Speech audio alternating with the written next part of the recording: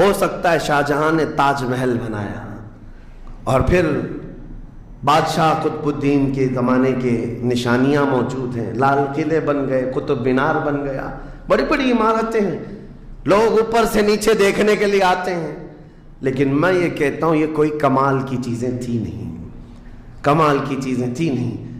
لاکھوں لوگوں کی محنتیں بھی لگی، پیسہ بھی لگا، اور بڑی عمارتیں کھڑی کر کے چلے گئے. ہزاروں کی تعداد میں تاج محل میں لوگ جاتے ہوں گے. تاریخ تو لوگوں کو تھوڑی بہت تو پتہ ہوگی کہ اپنی بیگم کی محبت میں بنایا ہوا ایک محل ہے، اور بیگم کی قبر بھی وہاں ہے، لیکن جانے والے کبھی کسی کو سنا ہی نہیں کہ ایک فاتحہ بھی کوئی پڑھتا ہوا نظر آتا ہے. وہ تو پکنک پوائنٹ ہے، ٹورسٹ ایریا ہے، جائے دیکھے آئے. لیکن میرے عزیزو یہ بڑے بڑے محلات اپنی ناموری کے لیے بنا کر تو چلے گئے، لیکن آؤ بریلی شریف کی سرزمین پر ایک مدرسہ جو اعلیٰ حضرت نے بنایا، مبارک پور کی سرزمین پر جامعہ اشرفیہ جو حضور حافظ ملت نے بنایا، یہ عمارتیں آج بھی دعوت دے رہی ہیں. ایک دو نہیں، ہر سال ہزاروں کی تعداد میں عالم اور مفتی وہاں سے نکلا کرتے ہیں. یہ کام کی چیزیں تھی جو بزرگوں نے کر دیا کہ امت کو ایسا کچھ دے جاؤ کہ وہاں سے آنے والا کچھ فیض اٹھا کر کے جائے. تاج محل لے کر کے کیا کرنا ہے؟ پیسے کمانا ہے یا ٹورسٹ ایریا بنانا ہے؟ لیکن ایک ایسا ادارہ جس میں پڑھ کر کے دنیا روشن ہوتی اور آخرت بھی روشن ہوتی. ہم سنیوں کے ہاں یہ چیزوں کی ضرورت تھی. عزیزان گرامی وقار، آپ کو میں ایک بات بتا دوں، جن لوگوں نے اپنی زندگیوں میں بڑے بڑے محلات بنائے، آج ان کے لیے بھی تاریخ ہے، مگر کس انداز سے آج دنیا نے آپ کو ایسے ڈائیورٹ کر رکھا ہے، جو کام ہونے کے تھے وہ نہیں کرنا ہے آپ کو. لا یعنی کاموں میں مصروف ہو گئے ہیں، ہمیں لا یعنی چیزوں میں مصروف کر دیا گیا ہے. اب تو آپ کو پتہ ہی ہوگا، مجھے تو جلسوں والا آدمی بنا دیا گیا، جہاں دیکھو پروگرام جلسے. میں اصل میں جلسوں والا آدمی تھا ہی نہیں. میں فیلڈ ورک کرنا پسند کرتا ہوں، کسی علاقے میں رہ کر کے قرآن کی تفسیر کرنا اور لوگوں کے درمیان رہنا. لیکن مسلسل سفر کا ایک تجربہ میں آپ کو بتا رہا ہوں. ہوں گے یہاں پر بھی بہار بنگال والے، سب ہوں گے، بہار والے، بنگال والے، جھارکھنڈ والے اتنے جلسے کرتے ہیں. 365 دن بھی اگر ان کو تاریخ دی جائے تو بھی کم ہے. ایک اینالائز کرنے والے بہار کے رپورٹر ہیں، انہوں نے رپورٹ لا کر کے ہمارے سامنے بتائی کہ حضرت 2022 میں اسٹیٹ آف بہار میں 4000 جلسے ہوئے.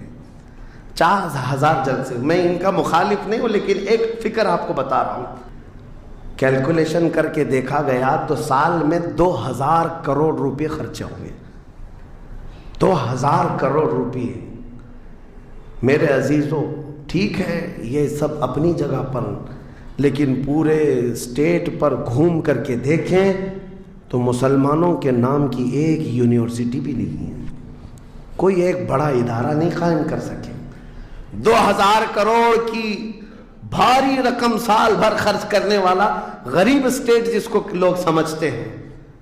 میرے عزیزو، اور اس پر آپ یہ نہ سمجھیں کہ میں ان تمام چیزوں کا مخالف ہوں. کرو جتنی حیثیت ہے اتنی کرو، لیکن یہ نہیں ہے کہ ہمارا سارا کا سارا دار و مدار اسی پر ہے.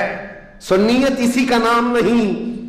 ہونا تو یہ چاہیے تھا کہ ہمارے پاس ایسا مضبوط قلعہ ہوتا جو ہر زمانے میں میرے مصطفیٰ کی عزت پر پہرا دینے والے سپاہی وہاں پر تیار ہو رہے ہوتے. ہمارے پاس نہیں ہے ان تمام چیزوں کی. اس لیے مجھے درد ہوتا ہے اس بات کا کہ ہم نے جن چیزوں کے لیے اللہ تعالیٰ سے امانت لی تھی، ہمیں اللہ تعالیٰ نے نوازا تھا، وہ ہماری رقم بھی غلط جگہ جاتی، ہماری زندگی کا وقت بھی غلط جگہ جا رہا ہے.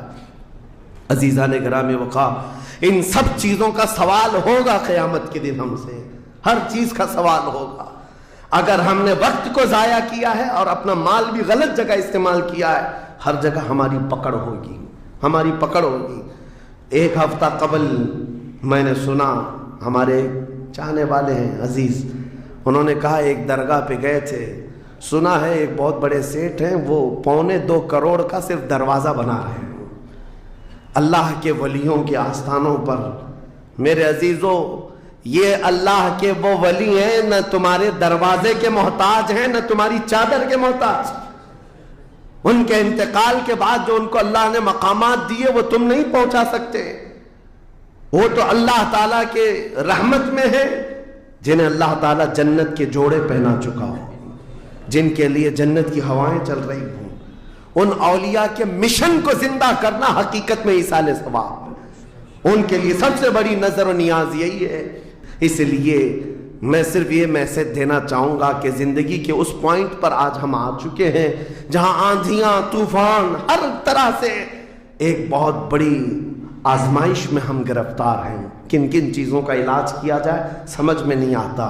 کبھی کبھار میں بیٹھ کر سوچتا ہوں، گھر میں اگر گیس کا پائپ بھی لیک ہو گیا، آگ بھی لگی ہے، پانی کا پورا فوارہ بھی آ رہا ہو، کچرا بھی گرا ہو، تو آدمی سوچنے لگ جاتا ہے کس چیز کو روکوں، پانی کو روکوں، گیس کو روکوں، آگ کو روکوں، کچرا اٹھاؤں، کیا کروں سمجھ میں نہیں آتا۔ یہ حالات آج ہمارے ساتھ ایسی ہو گئے، ہم کن کن چیزوں کا مقابلہ کریں سمجھ میں نہیں آتا۔ اور پھر اس پر مزید جب ہم اپنی قوم کی طرف دیکھتے ہیں، یہ تو گیم چلاتے ہوئے مزے سے بیٹھے ہوئے ہیں، ایسا لگتا ہے انہیں کسی چیز کی فکر ہی نہیں۔ شاعر نے کہا تھا، جگہ جگہ کے تھک چکے ہیں تمہیں یہ ہنگامے، نشاط لذت خواب گراں بدل ڈالو، اٹھو وہ گر نہ حشر نہ ہوگا پھر کبھی، دوڑو کہ زمانہ چال اپنی چل گیا۔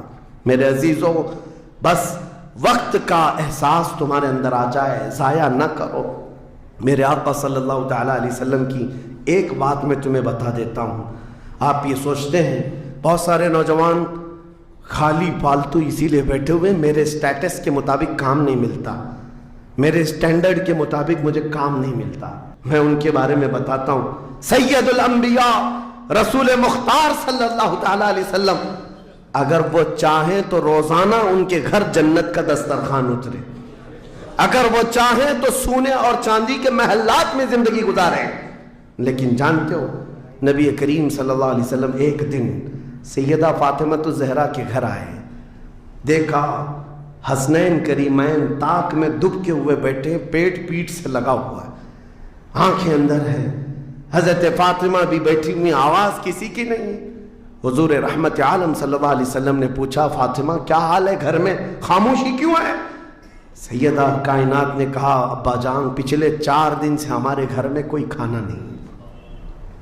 حضور پاک صلی اللہ تعالیٰ علیہ وسلم نے یہ نہیں فرمایا کہ ابھی بلاتا ہوں جبرائیل کو، ابھی دسترخوان لاؤ، ابھی میرے گھر کے کھانے کے انتظامات کرو۔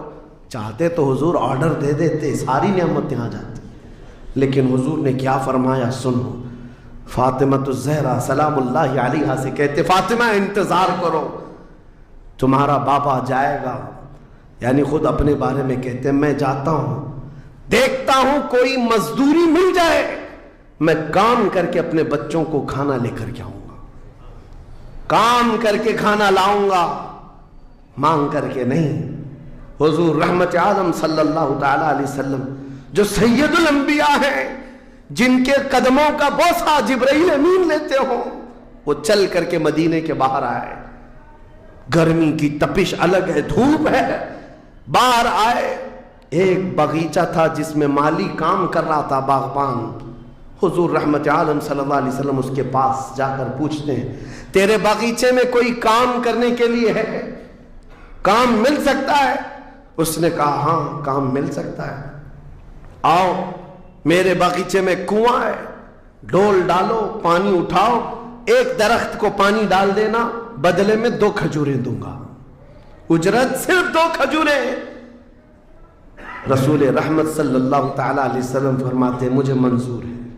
گئے اور جا کر اپنے ہاتھ سے رسی لے کر ڈول کنویں میں ڈالا، پانی کھینچتے تھے، جب ڈول بھر کر آتا اپنے کندھے پر اٹھاتے اور درخت پر لے جا کر پانی ڈال کر آتے، ایک درخت پر ایک مٹکا، ایک ڈول پانی ڈالا تو مالک نے 2 کھجوریں دی، باغیچے کے مالی نے 2 کھجوریں دیں، دوسرا ڈول اٹھایا پھر کھجوریں ملی، تیسرا ڈول اٹھایا 6 کھجوریں لی، चौथा डोल हुजूर ने डाला था कि रस्सी टूट गई, डोल कुएं में गिर गया।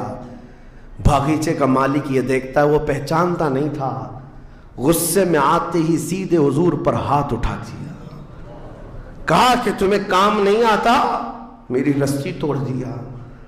रसूल करीम सल्लल्लाहु ताला अलैहि वसल्लम ने पलट कर कुछ नहीं कहा। वो रहमत आलम सल्लल्लाहु ताला अलैहि वसल्लम थे। वो 6 खजूरें लेकर के वापस मदीने आए, कहा फातिमा कहाँ है बच्चे, कहाँ है? यही 6 खजूरें हुजूर ने लाकर अपने मुंह से चबाकर उन बच्चों के मुंह में डाला और कहा आज तक रुए जमीन पर कोई नबी ऐसा नहीं आया, 1,24,000 कमोबेश नबियों में हर नबी ने अपने हाथों की कमाई खाई है, अपने अमल की कमाई खाई है। रहमत आलम सल्लल्लाहु ताला अलैहि वसल्लम ने, जब वो मालिके कुल है, बल्कि जन्नत की चाबियों के मालिक, सारी जमीनों के खजानों के मालिक, कुल जहां मिल्क और जौ की रोटी ग़िज़ा, उस शिकम की कनाअत पे लाखों सलाम। वो लंबे लंबे हाथों से भीख देने वाले आका, सब कुछ होने के बावजूद अगर किसी एक बागीचे में डोल उठाकर पानी भरते हो तो इसीलिए नहीं कि उनके यहां कोई मजबूरी थी, बल्कि उम्मत को यह दर्स देना था, ऐ उम्मत के गयूर नौजवानों, तुम कभी खाली न बैठना, मुझे देखना और अमल करते रहना, और अल्लाह ताला तुम्हें दरवाजे रिस्क के जरूर खोले। खाली बैठे हुए वक्त बर्बाद करने वाले लोगों को मैं अक्सर ये बात सुनाता हूँ, ऐ मेरे अजीजों, मुसलमान मोहल्लों में जहाँ से भी गुजरो हाल यही है, हाल यही है। रात को 4 बजे तक इनके यहाँ रोशनियाँ, किस बात के लिए मियाँ, क्या फिक्र हो रही है, किस बात की यहाँ मीटिंग चल रही है, चर्चे किस बात के, उम्मत की तबाही के चर्चे किस बात के, गप्पे लग रही होती हैं, कुछ नहीं। उन दूसरी कौमों को देखो जो फजर से पहले उठकर कामों पर भाग जाती हैं, सूरज डूबने से पहले वो घरों पर आ जाते हैं। आज तुम्हारे अखलाक और किरदार किसी और ने ले ली, एडॉप्ट कर लिए, और तुमको लोगों को ऐसा छोड़ दिया गया बेकायद के, बेक़ियादत के। बहरहाल मेरे अजीजों, बदलना चाहें तो आज भी हम बदल सकते हैं। सिर्फ एक नुक्ता है बदलने के लिए, एक नुक्ता है। मेरी बातें छोड़ दो, मुकर्रिरीन को सुनते हो सकता है लोग ये कहते हैं मौलाना लोग ऐसा बोलते हैं वैसा बोलते हैं, तुम्हारी फिक्रें सब अपनी जगह पर। मेरे अजीजों, मैं तो बहुत निकम्मा आदमी हूँ, मैं तो एक छोटा तालिब इल्म भी नहीं हूँ, जहालत मेरे अंदर भी है, लेकिन मैं आपको ये कहना चाहता हूं, अगर दिल के अंदर हलचल मच सकती है, इनकलाब लाने की फिक्र आ सकती है, तो इधर उधर की बातें छोड़ो, आमिना के लाल की तरफ देखो, हुजूर अकरम सल्लल्लाहु ताला अलैहि वसल्लम की तरफ तुम्हारा दिल मुतवज्जे हो गया तो मैं कहता हूं तुम्हारी धड़कनें तेज हो जाएंगी, तुम बदल लोगे अपनी जिंदगी को, और उसके बाद एक दिन आएगा फिर तुम ये पुकार कर कहोगे जो बरेली वाले ने कहा था, या रसूल अल्लाह, दहन में जुबान तुम्हारे लिए, बदन में है जान तुम्हारे लिए, हम आए यहां तुम्हारे लिए, उठे भी वहां हुजूर के लिए। जीने का सलीका मिल जाएगा, लेकिन शर्त सिर्फ इतनी है, आज से एक वजीफा दे करके जा रहा हूं। जुमा को, पहले भी मैंने एक बार कहा था, जब भी जुमा आए घर पर अब जाते हैं, घरों में अच्छा खाना बनता है, मेरे अजीजों अपने बच्चों को ले लो, बैठ जाओ दस्तरखान पर, लेकिन घर में ये कानून लगा देना, बीवी भी बैठे, माँ भी बैठे, बहन भी बैठे, बच्चे भी बैठे, जिसके घर में जितने लोग हो दस्तरखान पर बैठे, उस वक्त तक हम लुकमा नहीं उठाएंगे जब तक 100 मरतबा मेरे मुस्तफा पर दुरूद ना पढ़ ले।